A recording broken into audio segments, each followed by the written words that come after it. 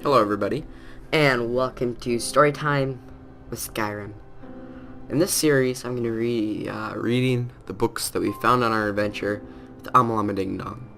So what I want you to do is I want you to sit down, relax, lay down, wherever you are. You might be in your bed, you might be about to go to sleep, you might be next to a nice warm fire. I don't really know, but you need to be in a comfortable place. Just sit back, relax, with a cup of coffee, maybe a glass of tea, and just get your slippers on, get your pajamas on, just get as relaxed as you can. Close your eyes and just listen to my voice. Are you in that spot? I'm going to give you some time to get in that spot. You've had enough time to get to that spot, hopefully. If not, pause the video. I'll give you 3 seconds to pause the video. If you haven't paused by now, I will now start the story. The story, the book of the dragonborn. Any people have heard the term dragonborn? We are of course ruled by the dragonborn emperors, but the true meaning of the term is not commonly understood. For those of us in the Order of Talos, this is a subject near and dear to our hearts, and in this book I will attempt to illuminate the history and significance of those known as the Dragonborn. Down through the ages, most scholars agree that the term was first used in connection with the Covenant of Akatosh, when the blessed Saint Alyssa was given the Amulet of Kings, and the dragon fires in the Temple of the One were first lit. Akatosh, looking with pity upon the plight of men, drew precious blood from his own heart and blessed Saint Alyssa with the blood of dragons, and made a covenant that so long as Alyssa's generations were true to the dragon blood, Akatosh would endeavor to seal the tight gates of oblivion, and to deny the armies of Daedria and the undead to their armies. The Daedria, loving Alidas, those blessed by Akatosh with the dragon blood, became known more simply as Dragonborn. The connection with the rulers of the Emperor were thus there from the beginning. Only those of the Dragonborn blood were able to wear the Amulet of Kings and the light of Dragonfire. All of the legitimate rulers of the Empire have been Dragonborn. The Emperor and Empress of the first Crocodile Empire, founded by Alyssa, remain Crocodile and his heirs, and of course Tiber Septima and his heirs, down to the current Emperor, His Majesty Delgus Septim V. Because of this connection with the Emperor, however, the other significance of the Dragonborn has been obscured and largely forgotten. But all the scholars,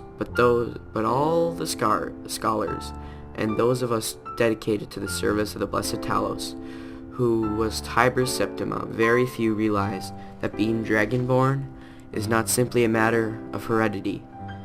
Being in the blessing of Akatosh himself, it is beyond our understanding exactly how and why is bestowed. Those who became Emperor and light the Dragonfires are surely Dragonborn. The proof is in wearing of the amulet and the lighting of the fire. But were they Dragonborn and thus able to do these things, or was doing so the sign of blessing of Akatosh descending upon them?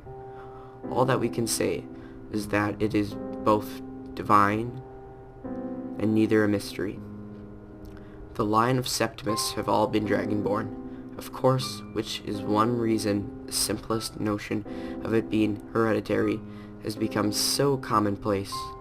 But we know for certain that the early Cordillic rulers were not all related. There is also no evidence that the remaining Cordilli was descended from Alyssa. Although there are many legends that would make it so, most of them dating from the time of Raymond, likely attempts to legitimize his rule. We know that the Blades, usually thought of as the Emperor's bodyguards, originated in Akavura, crusaders who invaded Tamriel for obscure reasons in the late 1st era. They appear to have been searching for the Dragonborn. The events of a pale past bear this out, and the accurate were the first to proclaim Riemann Crodil as dragonborn. In fact, it was the Akirav who did the first and the most to promote as ruler Riemann himself. And of course, there is no known hereditary connection between Tiber and Septima. Any of the previous dragonborn rulers of Tamriel, whether there can be more than one dragonborn at one time is another mystery. The emperors have done their best to dismiss this notion, but of course the imperial succession itself means that at very least there are 2 or more potential dragonborns at any time, the current ruler and his or her heirs. The history of the Blades also hints at this thought. Little is known of their activity during the interregnum between Raymond's emperor and the rise of the Tabor Septim, but some believe that the Blades continue to search out and guard those they believe dragonborn during this time. Lastly, we come to the question of the true meaning of being dragonborn. The connection with dragons is so obvious that it almost has been forgotten. In these days, when dragons are a distant memory, we forget that the early days being dragonborn meant having the dragon blood. Some scholars believe that this was meant quite literally, although the exact significance is not known. The Nords tell tales of the dragonborn heroes, who were great dragon slayers, able to steal the powers of the dragons they killed. Indeed, it is well known that Akirav sought out and killed many dragons during their invasion, and there is some evidence that this continued after they became Riemann Crodil's Downguard.